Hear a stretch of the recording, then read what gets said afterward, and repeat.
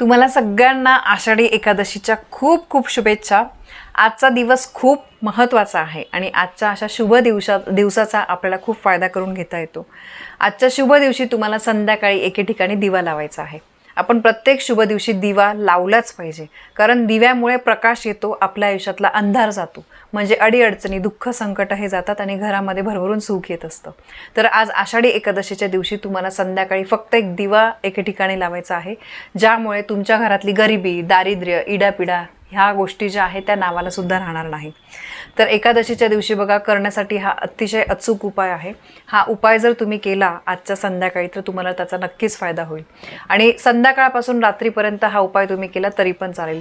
रात्री समजा तुम्ही आता त्या दिवशी रविवारच आहे, शक्यतो बऱ्याचशा लोकांना या दिवशी सुट्टी असेल, तर त्यामुळे बघा संध्याकाळी सूर्यास्तानंतर म्हणजे 6:30-7 नंतर तुम्ही हा उपाय करू शकता।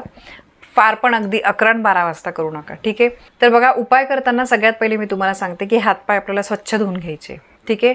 आणि त्यानंतर शक्यतो काळ्या वगैरे रंगाचं वस्त्र आपल्याला घालायचं नाही, पिवळ्या रंगाचं वस्त्र घातलं तर अतिशय चांगलं, कारण पिवळा रंग हा भगवान विष्णूंना अतिशय प्रिय असतो। फक्त काळा रंग शक्यतो घालू नका, हे लक्षात ठेवा। त्यातल्या त्यात जमलं तर पिवळा घाला। त्यानंतर तुम्ही बघा, पणती घेऊ शकता किंवा स्टीलचा दिवा घ्या किंवा इतर कुठला तुम्ही दिवा घ्यायचा आहे। त्यामध्ये शुद्ध गाईच्या तुपाचा तुम्हाला दिवा तयार करायचा आहे, ठीक आहे। त्यामध्ये एक भीमसेनी कापराची वडी टाकायची आहे आणि एक लवंग टाकायचा आहे। आणि हा दिवा प्रज्वलित करून तुम्हाला तुळशीजवळ लावायचा आहे।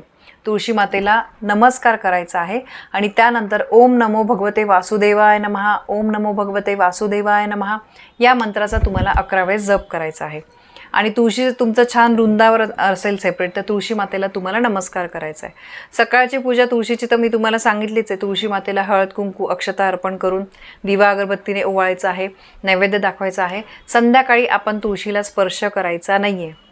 ह्या ज्या गोष्टी आहे जे मी तुम्हाला सांगितलं की दिवा लावायचा आहे, हे सगळं करताना आपल्याला तुळशी मातेला स्पर्श करायचा नाही। कधी पण लक्षात ठेवा, संध्याकाळी तुळशी मातेला स्पर्श करायचा नसतो। तर दिवा लावायचा आहे, नमस्कार करायचा आहे आणि ओम नमो भगवते वासुदेवाय नमः 11 वेळेस या मंत्राचा जप करायचा आहे, ठीक आहे। आणि बघा, तुळशीला स्पर्श होणार नाही याची आपल्याला काळजी घ्यायची, कारण संध्याकाळ झाल्यानंतर तुळशीला शक्यतो स्पर्श करत नाही। आणि तुळशीची पाने तर आपल्याला एकादशीच्या आजच्या दिवशी अजिबात तोडायची नाही। यानंतर अजून एक महत्त्वाची गोष्ट म्हणजे बघा, तुमच्या जवळ जर केळीचं झाड असेल, आता तुळशीचा जो उपाय सांगितला, तुळशी हे सगळ्यांकडे असते। फार अगदी एखादं घर असेल की ज्यांच्याकडे तुळशी वगैरे नाहीये, पण तुमच्याकडे तुळशी नसेल तर तुम्ही आजच्या एकादशीच्या दिवशी तुम्ही तुळशीचं रोप लावू शकतात। म्हणजे तुम्ही रोप आणा नवीन, त्याची फक्त पूजा करा आणि मग ते उद्या परवाच्या दिवशी तुम्हाला व्यवस्थित कुंडीमध्ये वगैरे लावायचं आहे। तर याशिवाय तुमच्या जवळपास कुठे केळीचं झाड असेल, तुम्हाला माहीत असेल, तर केळीच्या झाडामध्ये भगवान विष्णूंचा वास असतो। आणि बघा, भगवान विष्णूंना पिवळा कलर हा आवडतो, केळी ही पिवळी असते, तर त्यामुळे या दिवशी केळी पण दान करायची हे मी सांगितलं होतं।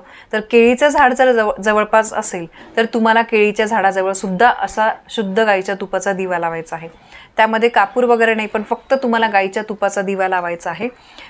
विष्णूंचा वास असतो केळीच्या झाडामध्ये, त्यामुळे। आणि अजून एक गोष्ट, पिंपळाचं सुद्धा झाड असेल तर तिथे सुद्धा तुम्हाला दिवा लावायचा आहे। यामुळे काय होतं, पितरसुद्धा प्रसन्न होतात, आपल्या आयुष्यातले अडीअडचणी दुःख जे आहे तर ते जातात। पिंपळाच्या झाडाला सुद्धा तुम्हाला हळद कुंकू अक्षता अर्पण करायची आहे, दिवा अगरबत्तीने ओवाळायचा आहे आणि शुद्ध गाईच्या तुपाचा पहिले दिवा लावून घ्यायचा आहे। आणि पिंपळाच्या झाडाला तुम्हाला पाणी अर्पण करून प्रदक्षिणा घालायची आहे। केळीच्या झाडाची सुद्धा तुम्ही अशीच पूजा करू शकतात। आणि संध्याकाळच्या वेळेस शक्यतो तुम्ही हे जे दिवे आहे हे तुम्हाला लावायचे आहे। तुळशीजवळ तर लावूच शकतात, केळीचं आणि पिंपळाचं झाड सुद्धा शक्यतो बऱ्याचशा ठिकाणी असतं। शहरांमध्ये सुद्धा मोठे मोठे पिंपळाचे झाड असतात। फक्त केळीचं जे झाड आहे ते ज्यांच्या जवळ असेल त्यांनी हा उपाय 100% करा, कारण बघा, हा दिवस भगवान विष्णूंना, आजचा दिवस भगवान विष्णूंना समर्पित आहे। आणि त्यांची जर या दिवशी सेवा केली तर माता लक्ष्मी आपल्याला भरभरून आशीर्वाद देईल। आणि एकदा माता लक्ष्मीचा आशीर्वाद आपल्यावर असेल ना, तर आपल्याला आयुष्यामध्ये धनधान्य, समृद्धी, सुखाची कधीही कमी पडत नाही।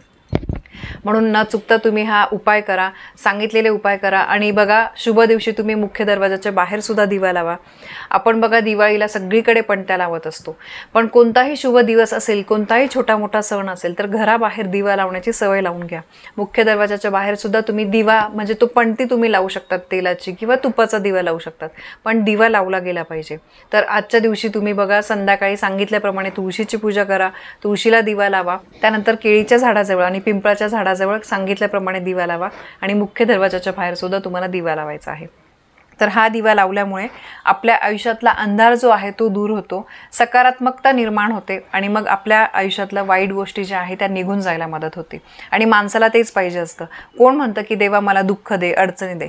सगळ्यांना सुख आणि आनंदच पाहिजे असतो. मग अशा शुभ दिवशी आपण जर हे छोटे छोटे उपाय केले तर त्याचा आपल्याला 100% लाभ होतो.